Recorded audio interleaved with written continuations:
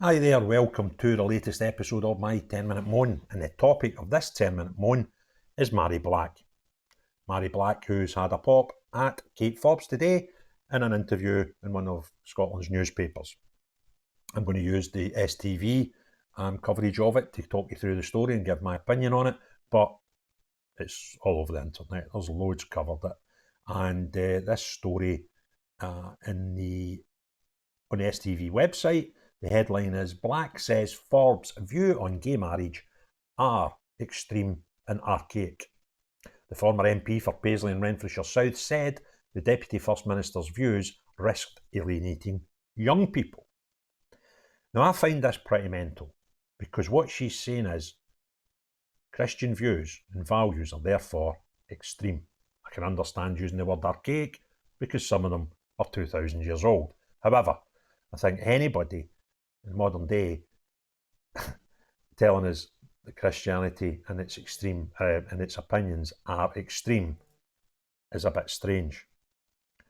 I wonder if she would describe other religions where they actually have the same thoughts on gay marriage as extreme, because I've never heard her talk about any other language, and there's many out there that are similar in their views to homosexual marriage, gay rights, and abortion, etc.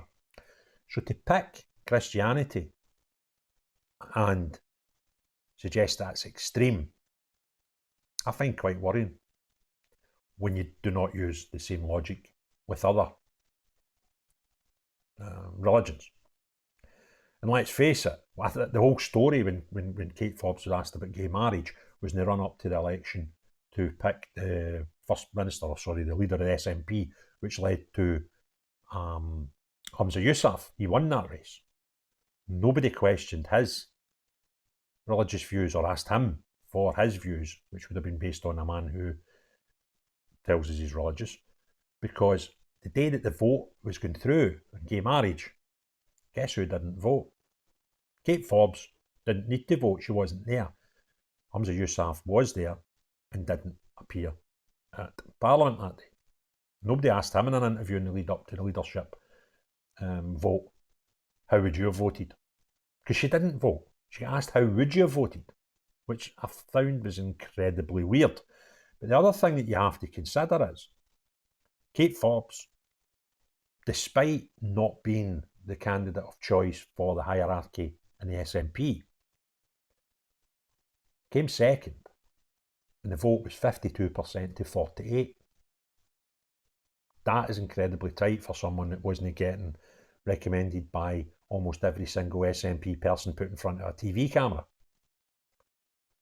So it shows that the majority, or almost half of the people in the party, were quite happy to have Kate Forbes, despite her and Mhairi Black's opinion having extreme and archaic opinions on gay marriage.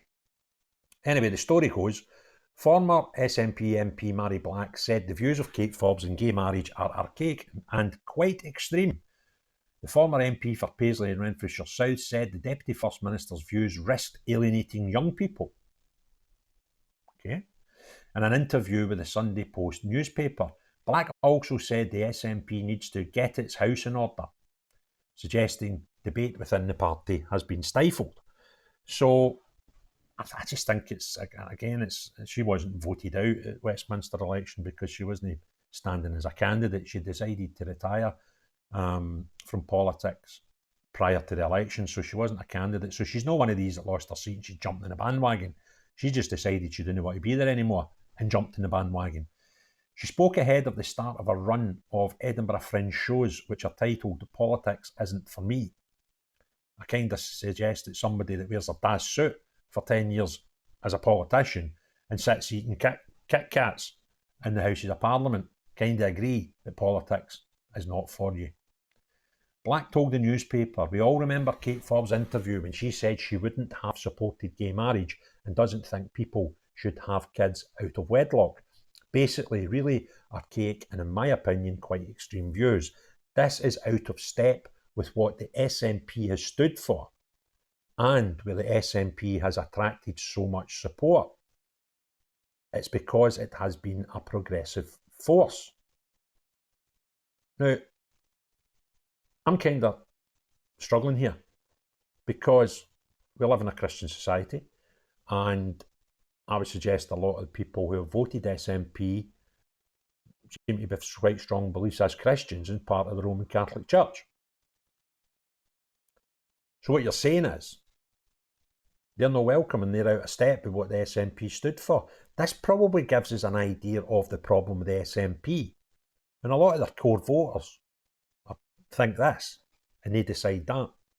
And there's a discord here between the SNP and these people who should be their core voters.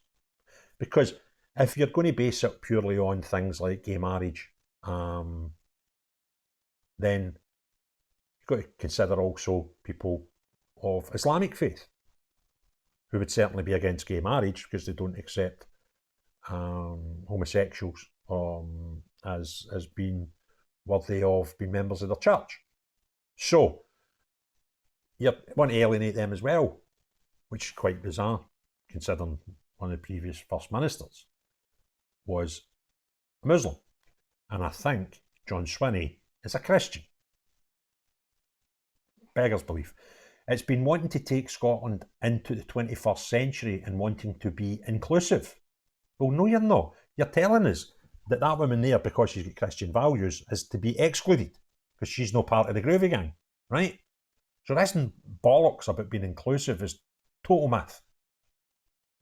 How can a party that wants independence, which last time we counted was only 45% of the population, 55% didn't want independence, how can a nationalist party claim they are inclusive, even when you take that single point, that you wouldn't be there if you were a unionist? So you can't be inclusive by pure default of the fundamentals of your party.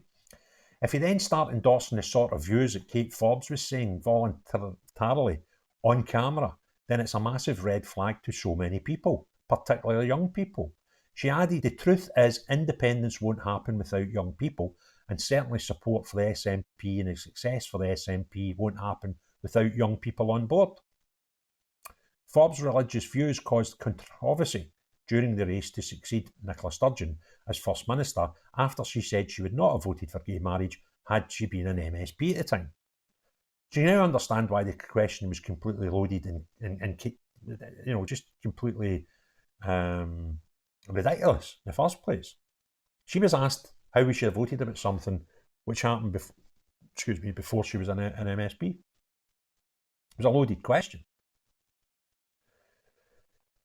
Where are we?